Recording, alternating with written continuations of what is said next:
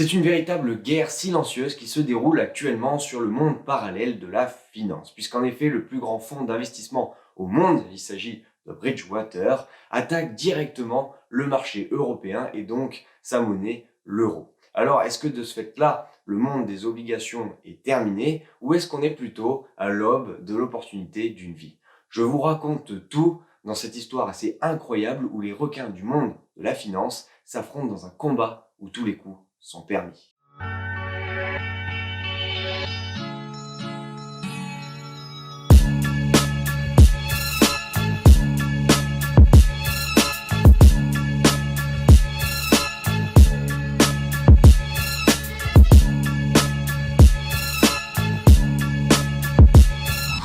L'attaque a été minutieusement préparée puisque Bridgewater a attendu dans l'ombre la fragilisation des marchés européens avec le contexte Covid d'une part et donc la guerre en Ukraine d'autre part. Et il a dégainé sa première cartouche le 14 juin 2022 avec un nombre très important de positions vendeurs sur des actions européennes, principalement françaises et allemandes, pour justement donner le coup de grâce à cette économie européenne. On a observé également une vente massive de la monnaie européenne, donc l'euro, pour vraiment fragiliser le marché européen.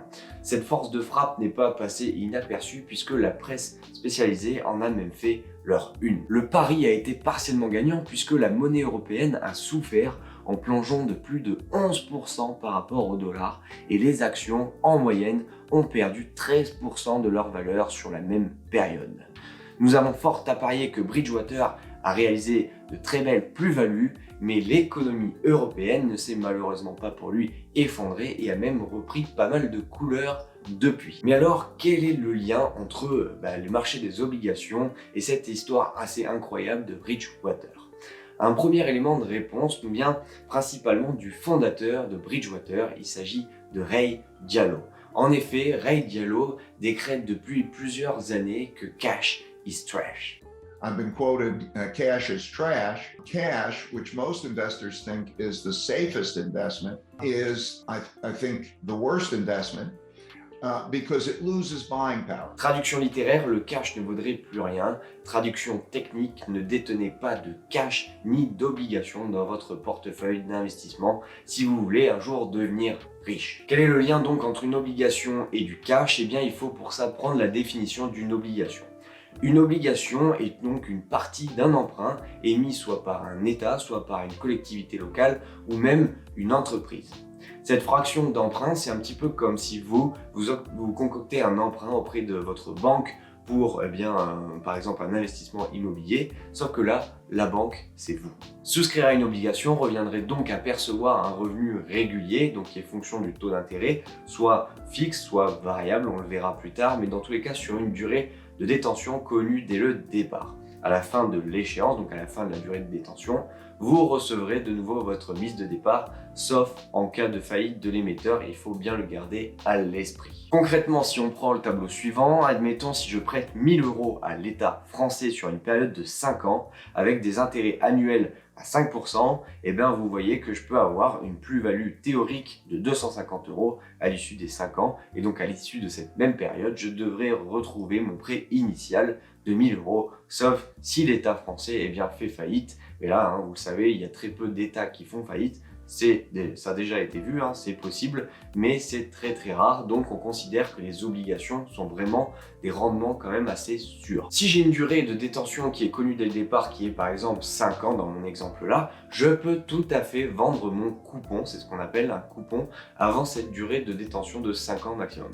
En effet, par contre, comment ça va se faire? Ça va être comme le marché des actions. Il va y avoir l'offre et la demande qui va rentrer en compte, mais il va y avoir également un troisième facteur dans l'équation, il s'agit des taux directeurs fixés par les banques centrales. En fonction de l'évolution de ces taux, le prix de vente variera forcément, alors à la hausse ou à la baisse, mais pour mieux comprendre, je vous propose le graphique suivant. En effet, si vous regardez, vous avez 3 cas de figure. Le premier, c'est qu'on va avoir un taux d'intérêt en vigueur, le taux du coup directeur, qui est de 5% et la prime de risque de l'émetteur qui serait de 2%.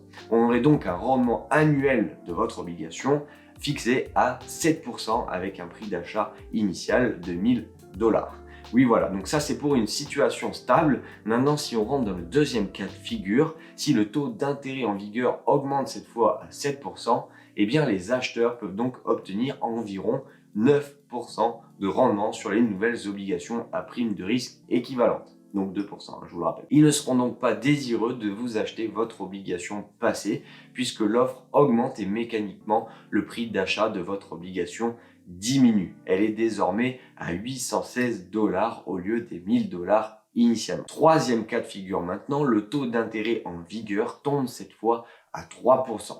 Catastrophe, les acheteurs ne peuvent donc obtenir que 5% de rendement sur les nouvelles obligations à risque similaire, mais cette fois, ils sont donc prêts à payer un supplément pour votre obligation précédente de 7%.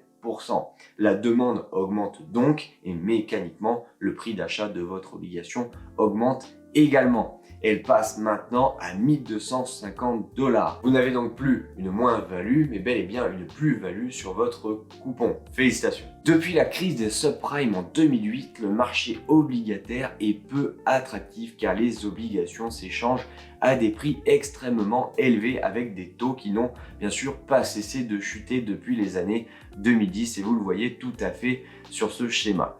Donc de ce fait-là, si les prix chutent, enfin les taux chutent depuis les années 2010, eh bien les rendements associés à ces obligations sont très faibles également. Des rendements faibles et du coup des taux qui ne cessent de diminuer. Ray Diallo avait vu juste les deux mécanismes d'investissement et d'enrichissement du coup qui sont les intérêts et les plus-values sont à l'arrêt depuis plus de 10 ans. L'analyse rétrospective lui donne malheureusement raison. Cependant, la situation a changé à une vitesse fulgurante ces derniers mois et Ray Diallo lui-même a déclaré en octobre 2022 « I no longer think cash is trash », autrement dit « cash is back ». Pour mieux comprendre la situation actuelle, il faut remonter quelques années en arrière et nous voilà maintenant en 2020. Nous sommes dans un contexte crise Covid. Allons, laissons passer le contexte sanitaire, mais on va parler maintenant de contexte financier, puisque même si les entreprises ont été à l'arrêt, il a fallu bien payer les personnes qui étaient à l'arrêt sans créer de produits, sans créer de services. Et donc on a eu une impression massive de monnaie qui a inondé les marchés. Alors il y a eu un effet bénéfique, puisqu'on a eu des performances assez folles en termes de marché boursier, mais par contre on a eu un revers de la médaille assez conséquent qui s'est fait sentir et qui se fait sentir actuellement. Bien sûr, j'ai nommé l'inflation. Alors ne vous y trompez pas, ce n'est pas que le contexte Covid et donc la guerre en Ukraine qui s'en est suivie qui a provoqué cette inflation, mais bien l'impression massive de monnaie qui a inondé les marchés financiers. Pour tenter de contrôler cette inflation, on a eu notamment une hausse des taux directeurs des banques centrales et donc là vous voyez où je veux en venir. Si on a eu une hausse des taux directeurs,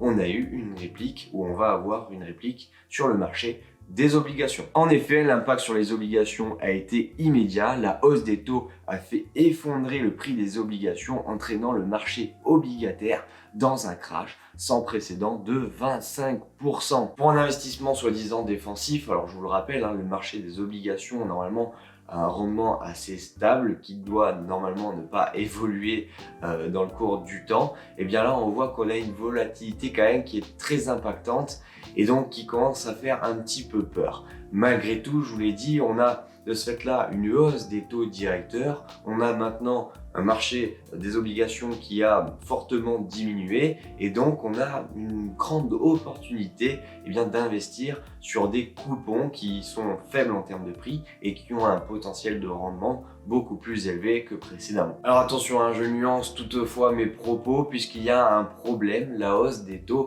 directeurs continue. En effet, si la hausse des taux continue, vous allez avoir un rendement moins performant que si vous attendez avant d'acheter le top du taux directeur de la banque centrale.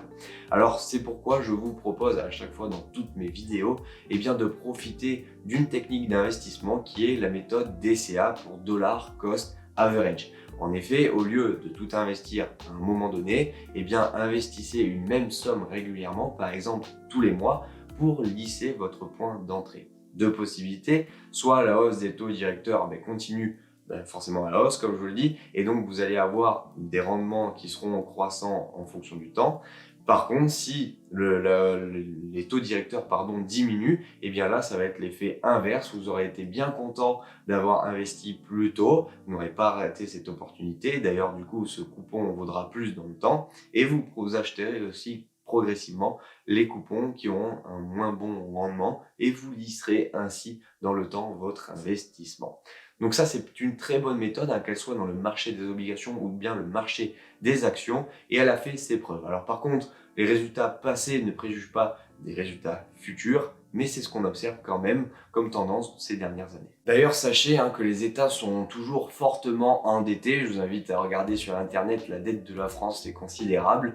Et donc, si l'État est fortement endetté, on ne peut pas relever ad vitam aeternam le taux directeur sans mettre en péril l'État. Donc, il va être très rare de voir normalement des taux relevés à 12 ou 13%, comme on l'a pu voir dans les années 80. Donc, il est très important de savoir prendre position aussi dès maintenant, parce que si ça rediminue, vous auriez peut-être raté l'opportunité d'une vie. Mais ne mettez pas, en tous les cas, tous vos œufs dans le même panier. Appliquez la méthode DCA pour une meilleure tranquillité. Voilà, on arrive déjà à la fin de cette vidéo. J'espère que vous avez appris pas mal de choses. Dans tous les cas, on voit que les voyants passent de plus en plus au vert. Ray Diallo, le fondateur de Bridgewater, qui change son fusil d'épaule en passant de cash is trash à cash is back. On voit également le marché des obligations qui a fortement diminué, donnant lieu à des positions peut-être intéressantes. Et également, on voit qu'on a eu dernièrement une hausse des taux directeurs, donnant sur le marché des obligations des rendements assez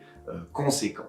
Alors du coup, pour la suite, est-ce que la hausse des taux directeurs va continuer de monter ou au contraire va baisser? Ça, on n'est pas Madame Irma, donc il va être intéressant pour nous, investisseurs, d'appliquer la méthode DCA comme pour les actions, c'est-à-dire de lisser notre investissement dans le temps pour être gagnant dans tous les coups normalement. Je dis bien normalement, donc attention à vous. Dans tous les cas, c'est dans les crises que les fortunes se font et se défont, alors à vous de faire votre fortune dans cette crise. C'était Mathias, devenez riche, ciao ciao.